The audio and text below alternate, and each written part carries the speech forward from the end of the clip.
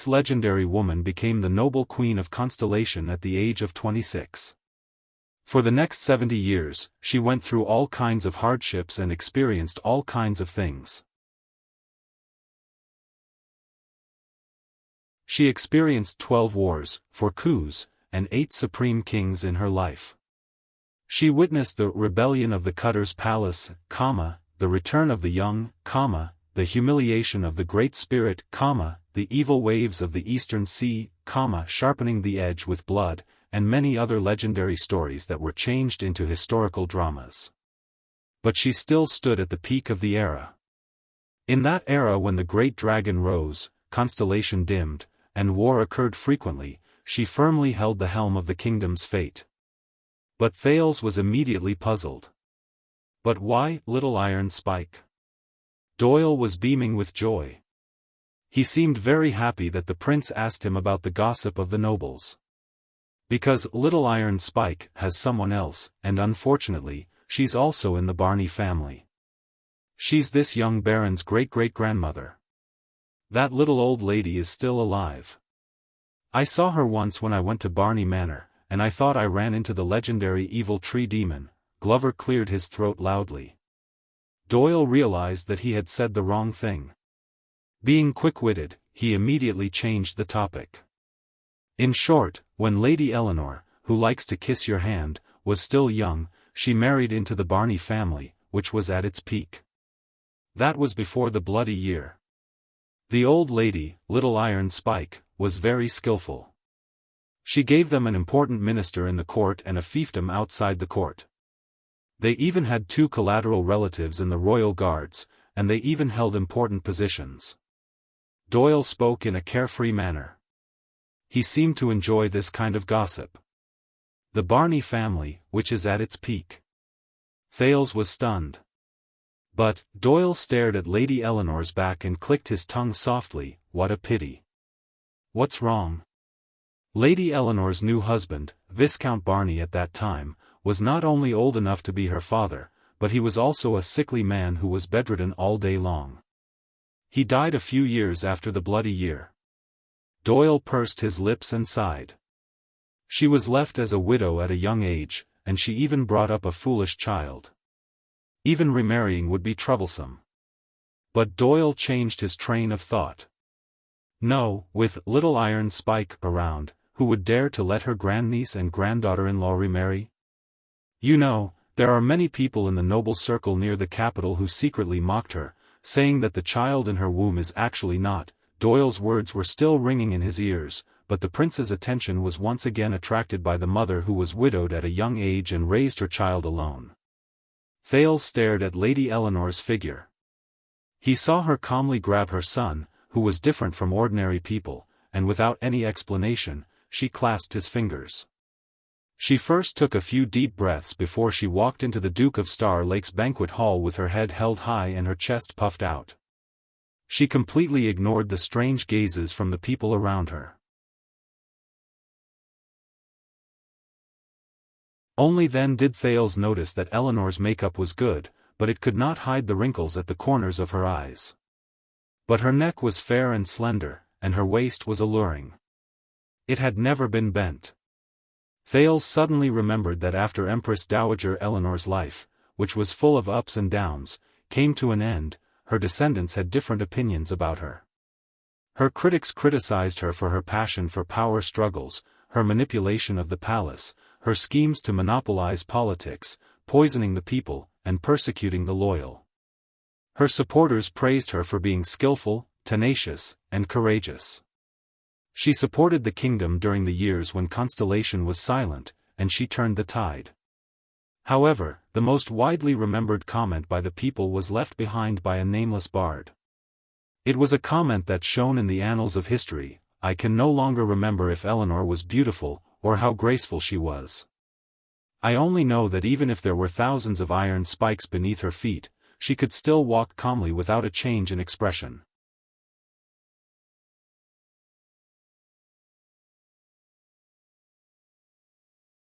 Chapter 539. While Doyle was happily gossiping about the nobles in the capital, his bad luck came into play once again. Protector Doyle. Mallow's voice rang out from behind him at the perfect time, interrupting Thales' thoughts. What's so funny? Doyle's expression froze, but when he turned around to face the watchman, Doyle had regained his solemn and proper demeanor. No, sir. His Highness asked me, so I introduced him to some of the ways of the nobles. Mallows watched Lady Eleanor disappear into the banquet hall before he looked at Thales with a pensive look on his face. Is that so? Thales chased away the image of tiny iron spike from his mind and laughed dryly. You can say that. Behind him, Doyle nodded sternly. Glover was expressionless. Mallows snorted softly, but remained indifferent. "Very well, are you ready?" In the distance, he saw a middle-aged noble with makeup and his wife alight from the carriage. After signing his name at the entrance of the hall, he smiled and asked his attendants to present him a gift. He straightened his clothes and walked towards Thales under the guidance of the attendants. "Of course." Thales sighed and put on a smile that was as beautiful as a flower. But Mallows shook his head and pointed at Doyle. "No, not you, Your Highness. I mean, him." Doyle's back was facing the entrance of the hall. "Me? Why?" At this moment, a heart-wrenching cry exploded in the air. "Ah, Your Highness, Your Highness, Your Highness Thales, ah!"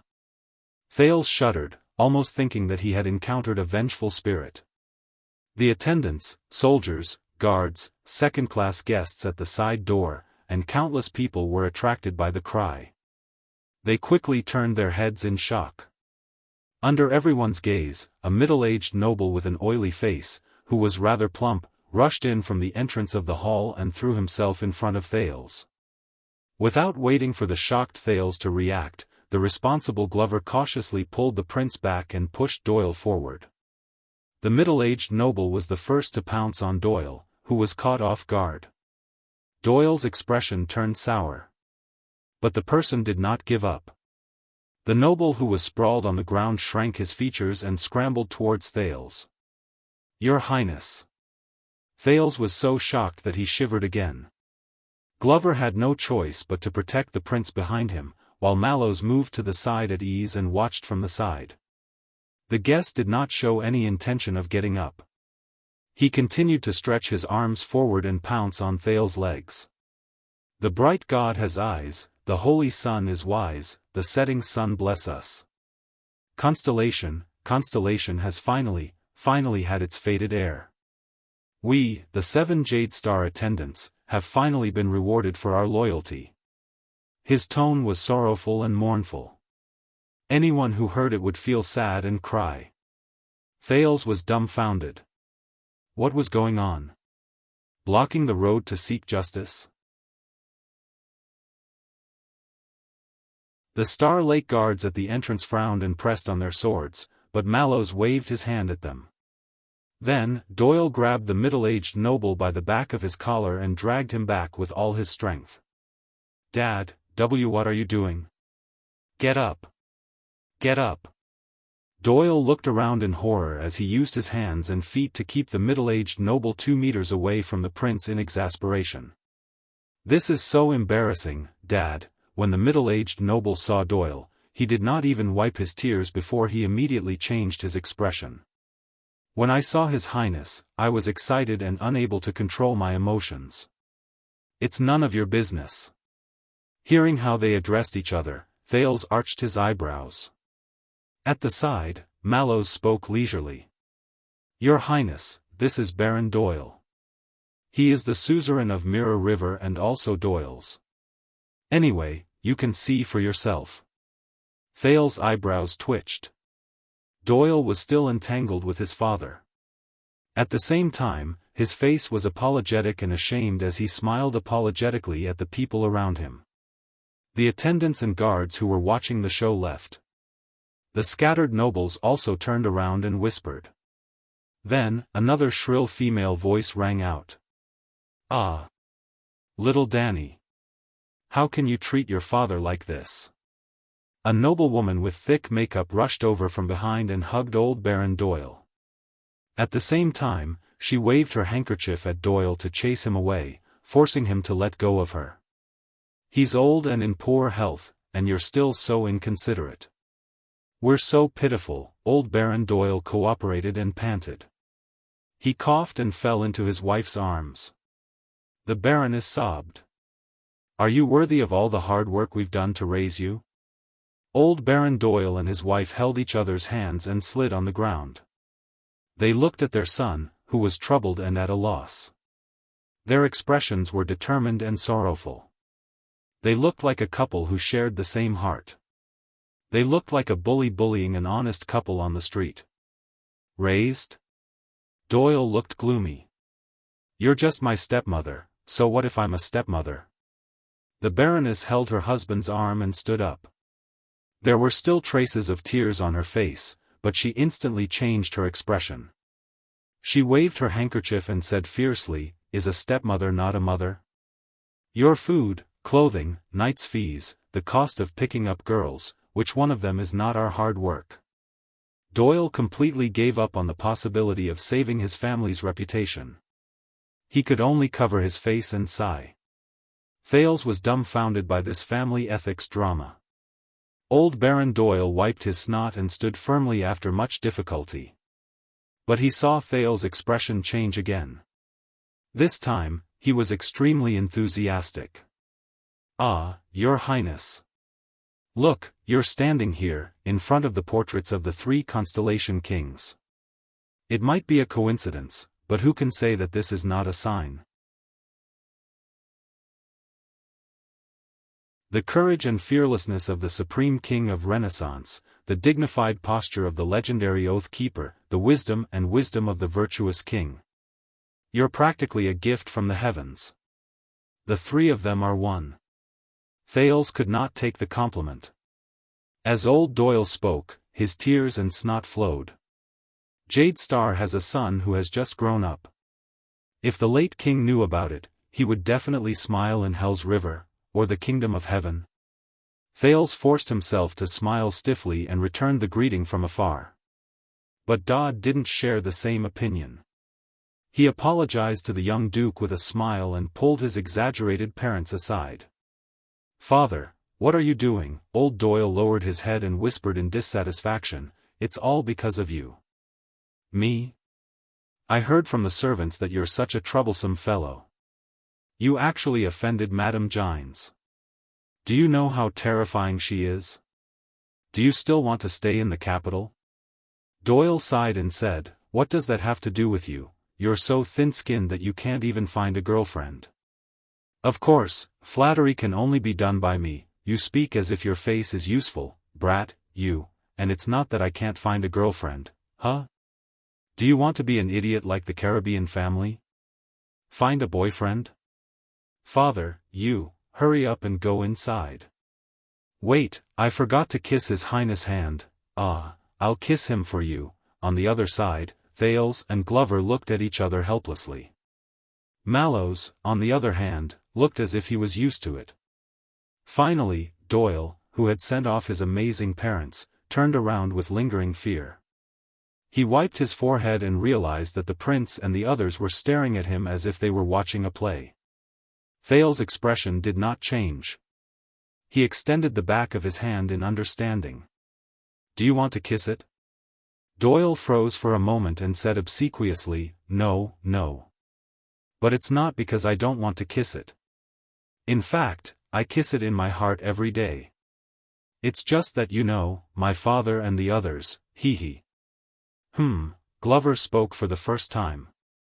His emotions were unclear. Sweet home. Doyle wished there was a hole he could crawl into. "I know," he said sheepishly. "That's why I don't like to stay at home." The other 3 turned their heads away and pretended that nothing had happened. Compared to Doyle's lively and happy family, Baron Stone, who was also one of the 7 Jadisters, came alone. He did not even have any attendants. He appeared lonely and gloomy. After the bloody year, due to the limitations of the nation, King Kessel advocated frugality and loved simplicity. Baron Stone was in his 40s. He had high cheekbones and thin cheeks. He looked rather mean. Hence, there are no more banquets of sufficient weight in the capital. Baron Stone held Thales' hand and carefully observed his face. "So, Your Honorable Highness, do you know what today means to us?" Thales could only respond with a smile. "It's okay, because we don't know either." The gloomy Baron bent down and rubbed his cheek against the back of Thales' hand. "Only for you to prove it." When Baron Stone turned around and left, Thales was already a little numb. "I remember that the leader of the logistics officers under me has the surname Stone." The prince took a deep breath and said, "All right, whether it's my Mindy's Hall or the Royal Guards. How many people are related to the 7 Jadisters attendants? Many, Mallows answered calmly.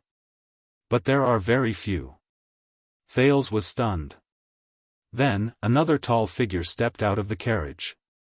Under the flattering greetings of a group of minor nobles, he passed through the front yard of Mindy's hall. After signing his name, he went past the guards and arrived in front of Thales. I heard that they came early, so I had no choice but to come. The tall noble had a smile on his face, but his gaze was shrewd. He bowed to Thales and pressed his body down. There was a faint different aura about him. Lozano Glover, Viscount of Lake Mountain County. Doyle sucked in a breath slightly behind him. Glover. Thales thought of something. He resisted the urge to turn around. The Duke of Star Lake continued to smile perfectly. Nice to meet you. His Majesty once mentioned that your family is the mainstay of our rule. I heard that your grandfather once served in the Royal Guards and held a high position. Lozano was tall, but he looked frail. He was once the most trusted watchman of the guards under the late King Adi. He was also the sword teacher of Crown Prince Midir until he died in the line of duty for the country. He did not let down the Glover family's mission. Watchman. Thales resisted the urge to look at Mallows, but he thought of another person. Lozano smiled. I work in the Department of Finance, so I live in Eternal Star City. If you are free, Your Highness, why don't you come to my house in Eastern City District for a chat? Work in the Department of Finance, important position. No wonder. Lozano turned around and looked at Mallows. Tormund, you too. The door of the Glover family will always be open for you. Mallows smiled faintly. It is my honor. Shall I bring you in? Of course. But that was not all. Lozano unexpectedly turned to the silent Doyle. And Danny Doyle, right? Please tell your father not to send any more money to the Department of Finance. We cannot accept it. Even if we do, we cannot skip this year's land settlement and tax inspection. Doyle's face instantly turned red. Before he left, Lozano looked at Thales again and said seriously, I hope you understand, Your Highness. We will always be loyal to the throne and the 9-pointed star crown. Hence, when Lozano Glover and Mallows left together, Thales and Doyle heaved a sigh of relief. They felt like they had been freed from some sort of pressure. Doyle snorted softly. What did I say? TSK, money management. Yes. And, Thales resisted the urge to turn his head to the side. But obviously, someone could not resist. Hey, zombie, aren't you going to say something? Doyle looked at Viscount Glover's back curiously, then turned to look at his colleague. That's your eldest brother, a suzerain, and money management. If I were you, I would be running like a dog. Glover turned his head abruptly. His sharp eyes stared straight at Doyle, and they were as cold as ice. Doyle panicked, and even Thales, who was stuck in the middle, froze. Glover stared at Doyle coldly for a few seconds before he spoke slowly, enunciating each word clearly. I am diligent. It seemed to be the first time Doyle saw Glover like this. He was stunned for a few seconds before he forced himself to smile. Okay. Glover then turned around and nodded slightly at the prince who was watching the show in a daze. Doyle shrank to the side and shot Thales an aggrieved look. He pursed his lips in indignation. But Thales did not have the time to care about their interaction. The prince took the cup of water and replenished himself. His gaze went past the entrance hall and the defense line formed by the guards. He looked at the crowd outside and the grand scene of carriages going back and forth. He knew that he would only get busier in the future. But he was already quite tired. The few hereditary vassals from Central Territory who arrived earlier did not seem as domineering as the 19 nobles, but when Thales dealt with them, he felt that it was more tiring than the National Conference 6 years ago. But he could not rest. According to Gilbert's instructions, while he was tired, he had to pay more attention to his appearance, etiquette, actions, smile, posture, and the way he spoke. 6 families. Thales counted the families with his fingers, and he attracted the attention of 2 personal guards. Patterson, Adrian, Barney, Doyle, Stone, Glover. If my history lesson over the past few days is correct, there are only a few families in Central Territory who can compare to these 6 families in terms of reputation, history, and strength. Thales watched in boredom as the guests outside the hall were slowly separated and led to suitable entrances and positions. But there were still quite a number of people who forgot their etiquette when they passed through the main hall and tried to stick their heads out to see what was going on. They just wanted to see the prince's elegant demeanor as soon as possible. They have declined. Doyle continued Thales' words. His tone was indolent, and it was clear that he was also rather impatient.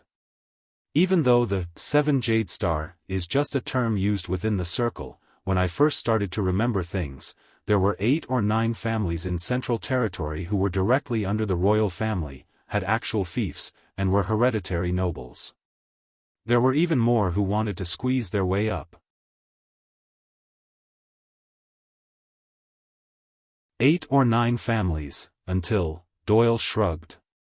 You know, over the past 20 years, some of them had empty titles, but lost their fiefs, some of them had big businesses, but could not make ends meet, some of them had a long history, but their descendants were unworthy, some of them were destroyed by the flames of war and could not recover, some of them made mistakes and lost their titles, some of their families were divided by internal strife. Thales listened quietly. Glover furrowed his eyebrows. Up until now, there are only 6 families whose names match up to the stupid title of 7 Jade Star attendants. And their qualities are all over the place.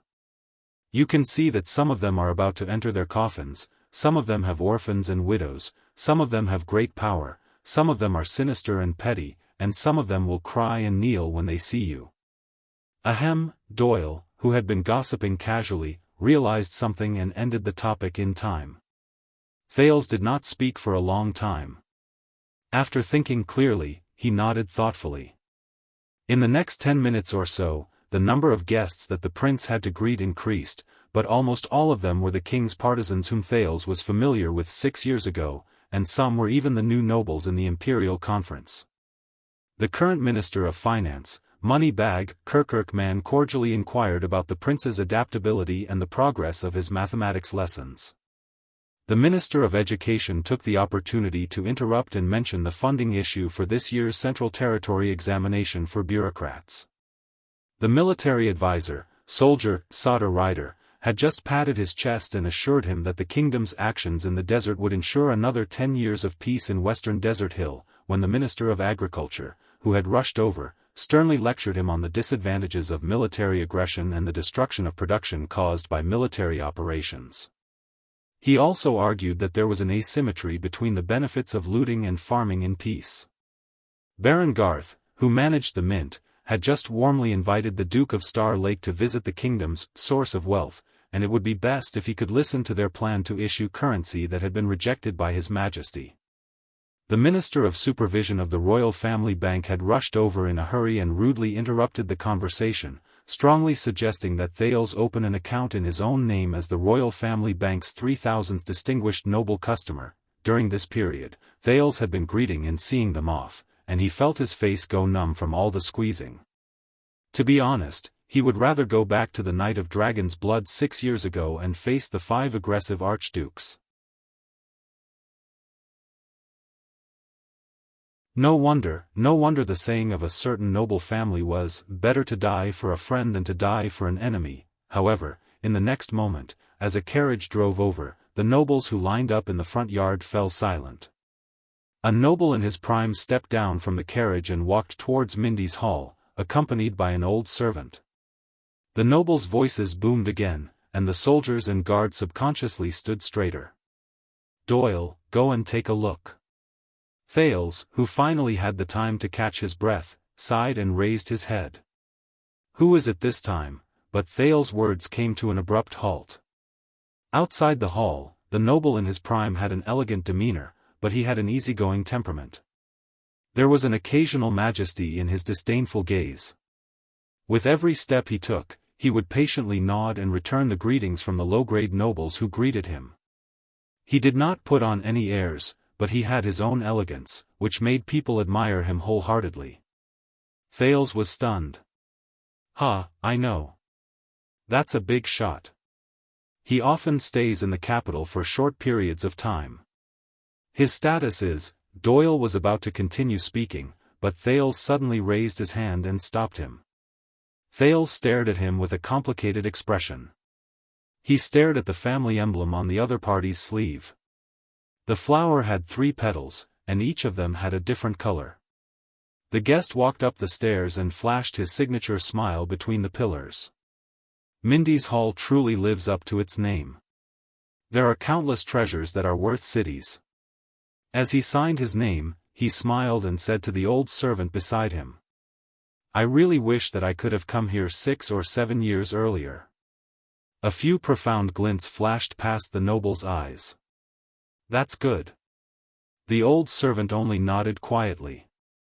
The next moment, the noble in his prime raised his head. After the guards made way for him, he met Thales face to face. There was no warning, and there was no cover. Thales exchanged glances with the other party in the air. Doyle, who was originally numb and sloppy, shuddered. He felt as if a cold wind blew past him. He has changed. Thales' expression was calm. He stared at the guest quietly and thought to himself. His bearing is more mature, more natural, more. The prince rubbed his gloves gently. He has changed. The guest's expression did not change.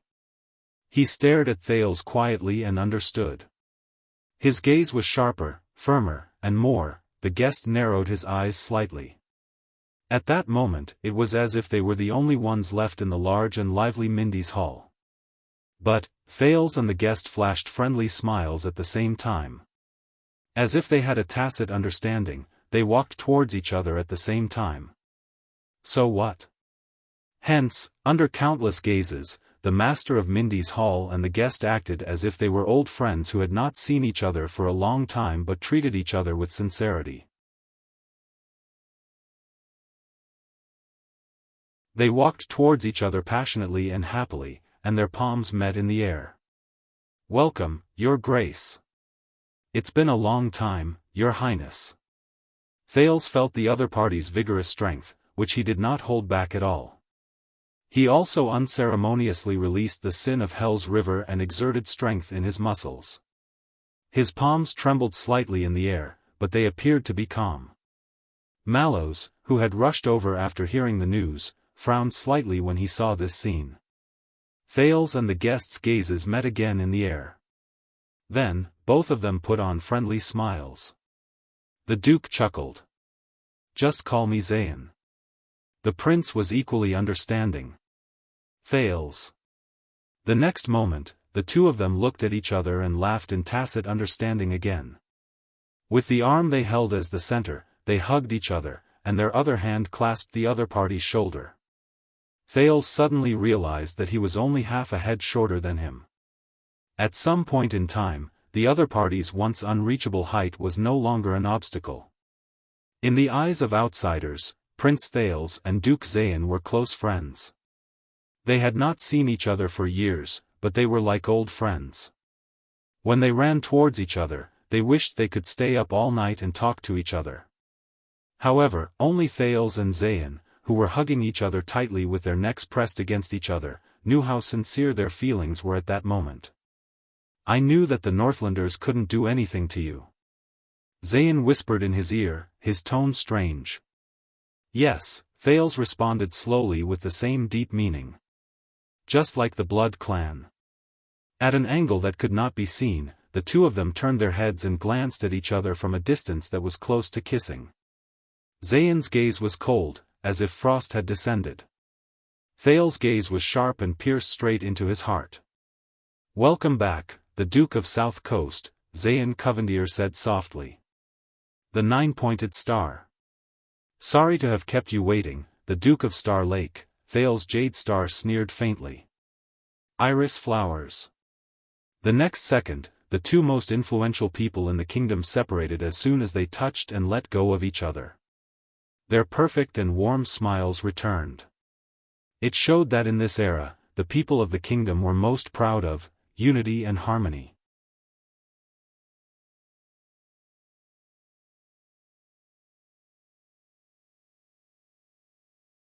Chapter 540. When enemies meet, it's like a spring breeze.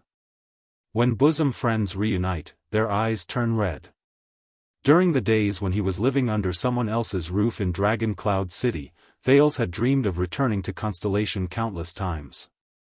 But if there was anything that could extinguish his homesickness, it would be the elegant and perfect smile of the Duke of Iris Flowers, Zayn Covendier.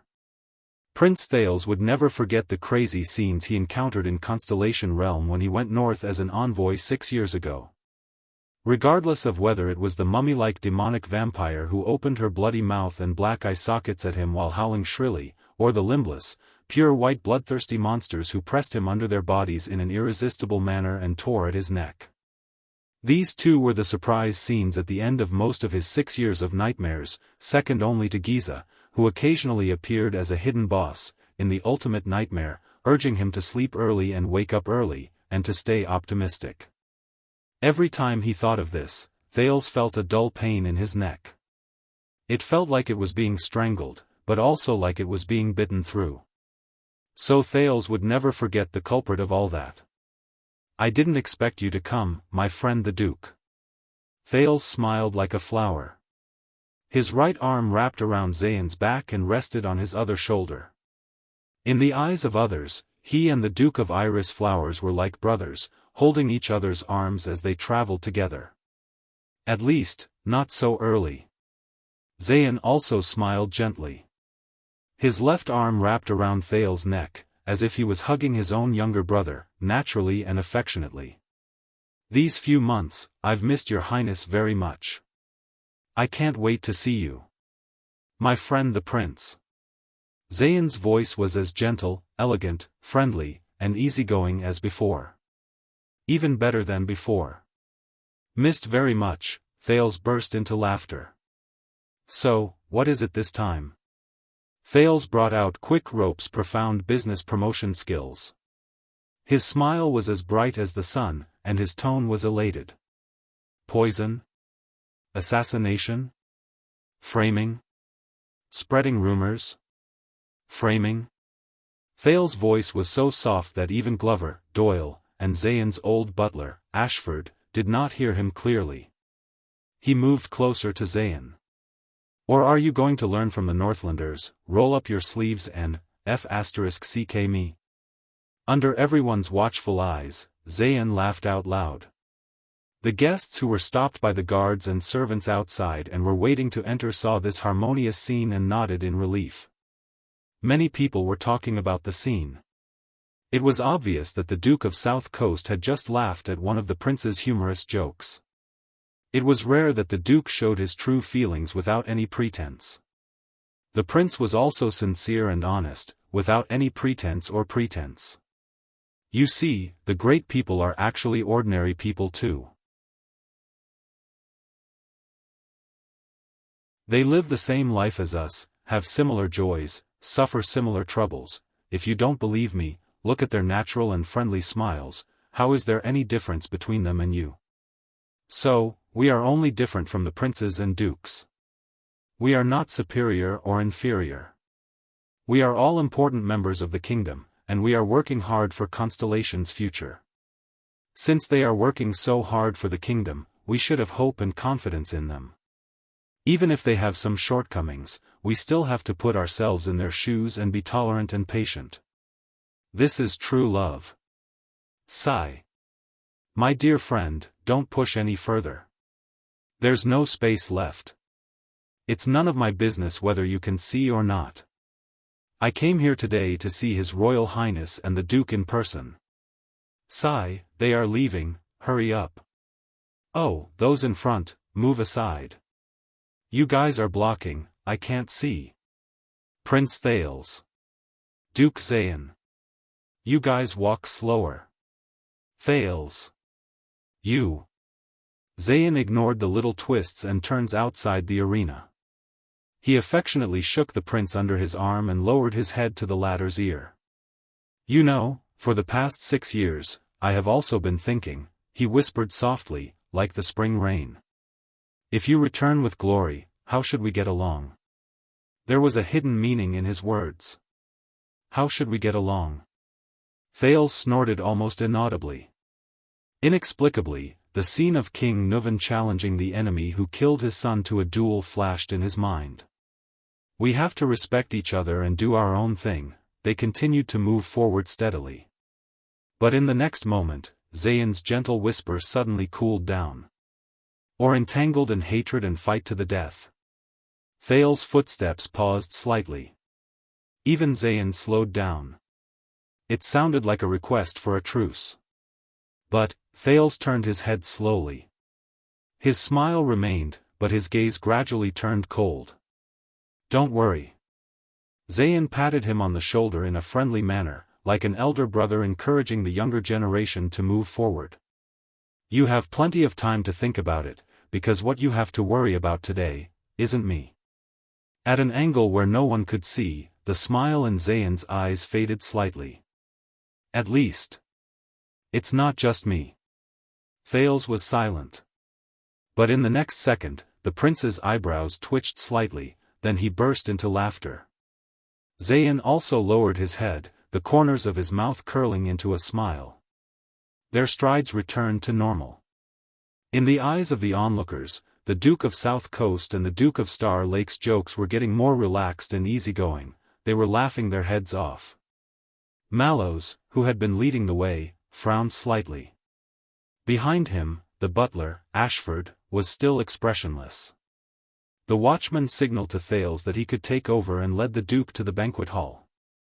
But the overjoyed prince waved his hand and insisted on accompanying the Duke to the end of the journey.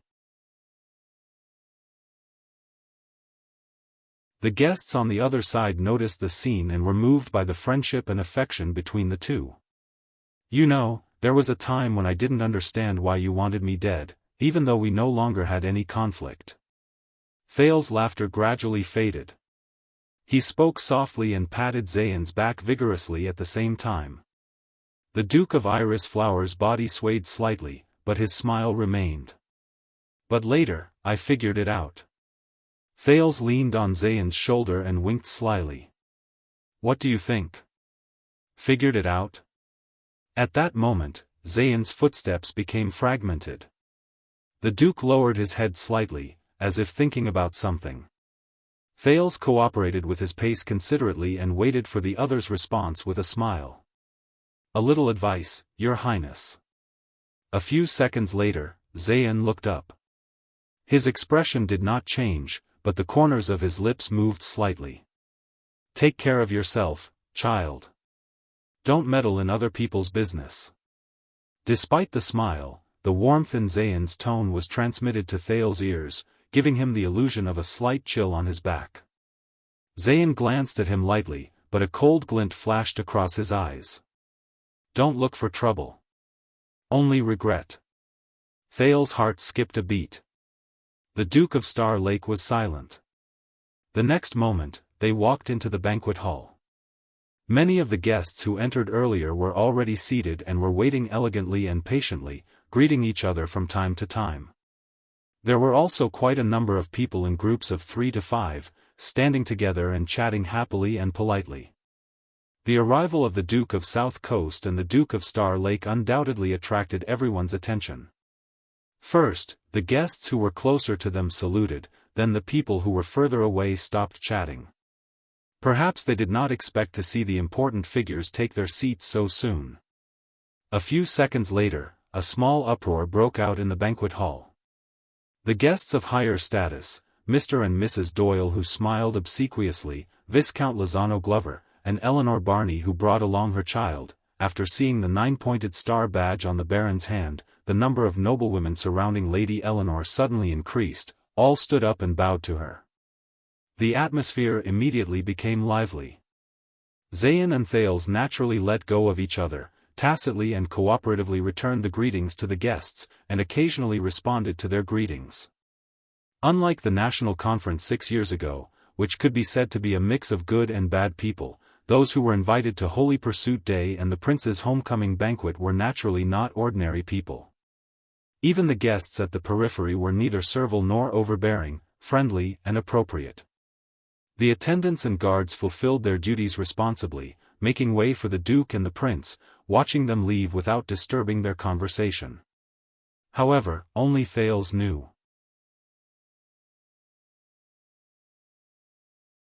In this warm and harmonious moment where the host and guest were well matched, his invisible confrontation with Zayn reached its peak. The youth's footsteps were short, and his pace was slightly faster. Zayn's strides were longer, and the frequency was slightly lower. The two of them walked side by side, occasionally adjusting their pace for each other. But for some reason, the rhythm of their footsteps could not be matched. But at that moment, Thales smiled from the bottom of his heart. Does he know, Zayn? Thales thought silently. The revered ruler of the Iris family in South Coast Hill, Duke Zayn Covendier, Constellation. His threat, his warning, his tone of voice, compared to those people, many faces flashed across Thales' mind. King Nuvan rubbing his ring, King Chapman caressing his sword, the sinister and ruthless Stake, the creepy and strange Ricky, the legendary wing processing heads, the chuckling Duke of Western Desert. Compared to them, the youth chuckled in his heart. The excitement caused by the two of them in the banquet hall subsided slightly. The guests dispersed again, returning to their original state of groups of 3 to 5. In the next second, Thales' smile faded slightly. He put down his greeting hand and grabbed Zayn's shoulder unceremoniously. You know, I've been attending Scholar Julio's mathematics class recently. So I'm very curious. It looked as if the prince had thought of something very interesting, leaned over, and told the Duke in a low voice. Thales' mouth did not move, but he spoke through his teeth. I'm very curious. 6 years ago, when I went north and encountered an accident, and you transferred those baronies and the crystal drop mines to the royal family to ask for my father's forgiveness, how much income do you lose every year? As soon as he said that, Zayn's breathing became slightly erratic. The baronies. The crystal drop mines.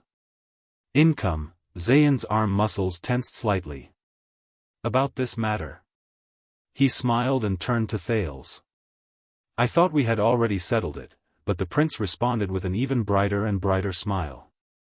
And do you know how I survived these 6 years in the fierce and treacherous Northland? At that moment, the master of the Covendier family felt his shoulders tighten. Times have changed, Zayn. Thales put his mouth close to the other's ear and flashed a malicious smile. Don't look for trouble. Only regret. Zayn stared at him steadily. His expression slowly stiffened. In many people's eyes, Prince Thales was extremely happy. He was whispering something into Duke Covendier's ear along the way, while the latter patiently and dotingly listened to the youth's words. There was not the slightest hint of displeasure, let alone a cold expression. Like brothers. It made people feel gratified, and the corners of their lips curled up. Since the prince and the duke, one was young and pure, lively and cheerful, the other elegant and wise, gentle and honest, together built a friendly and warm atmosphere, then the guests on the periphery would naturally be deeply affected and sincerely resonate with them. They wished they could be one with these two noble role models who led the masses and set an example for the world. So the banquet hall suddenly became a sea of joy. The bloodthirsty feuds that used to see blood when they met were no longer at odds, and they smiled away their enmity. They embraced each other and tolerated each other like brothers. Strangers who usually did not interact with each other also felt like old friends at first sight. They chatted happily, and only lamented that it was a pity they met too late. At this moment, Mindy's hall truly displayed the unique spirit and style of the times of the nobles and commoners inside and outside the Palace of Constellation. They were united and full of fighting spirit. Thales and Zayn finally stopped. But the two of them still stared at each other with smiles, as if they understood everything without words. Mallows, who was in front, had to raise his voice to remind the two people who were immersed in their gazes, "The guests have arrived, His Highness should go back to greet the other guests." Finally, Zayn smiled and put his hands around Thales's shoulders. His tone softened. "I understand, Your Highness. Please don't worry." Zayn lowered his head and pursed his lips. "As long as Constellation exists, so does the Empire." Thales raised his eyebrows. Then, Thales grinned happily. Without holding back, he stretched out his arms and hugged Zayn tightly. "That's good, may we rather die because of our friendship." Zayn's expression froze. He felt his waist being held tightly, and the strength gradually increased. Thales buried the side of his face into the Duke's chest and said coldly from an angle where no one could see, "We will not perish with our enemies." In the next second, the prince let go of the Duke and turned back into the cheerful and sincere Thales, laughing loudly. Zayn looked at him and laughed as well. In order to cooperate with the prince and the Duke, the surrounding nobles with good etiquette raised their volume while secretly peeping, so that the two people's laughter would not be so abrupt. Thales seemed to be really happy. He laughed so hard that he was rocking back and forth. He waved at Zayn, then turned and left.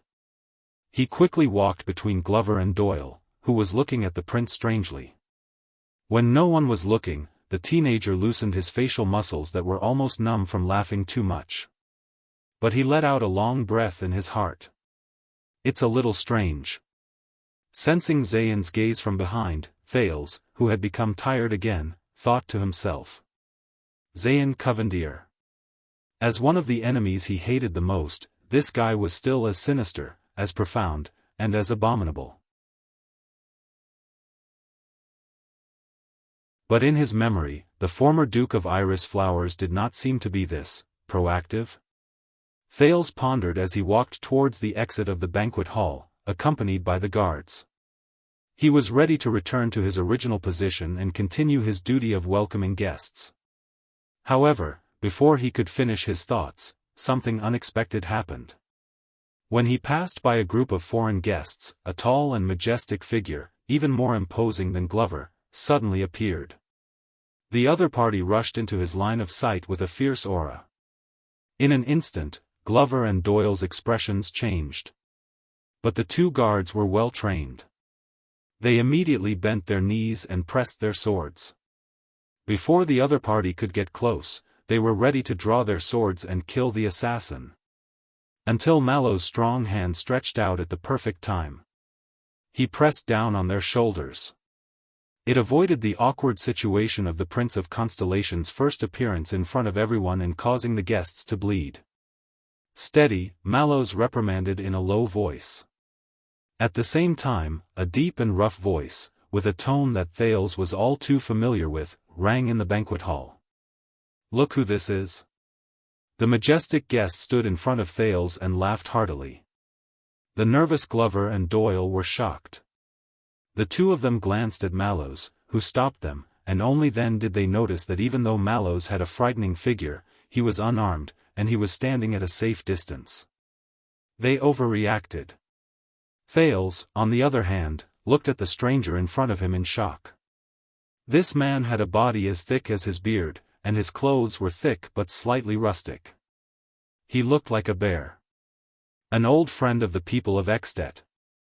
Prince Thales. The bearded man in front of him happily opened his thick arms and shouted the next word in a vigorous voice, "I'm going to kill you." "North Star." Thales was stunned. "Wait a minute, North. North what star?" He turned around in confusion and glanced at the guests around him. They, who were watching curiously, immediately turned around and went back to their own duties. But this did not stop Thales from recognizing the familiar accent. He came from, look. The bearded man's laughter was rough and strong, full of energy. A prince who grew up drinking the milk of us Northlanders is indeed different. Thales was dumbfounded again.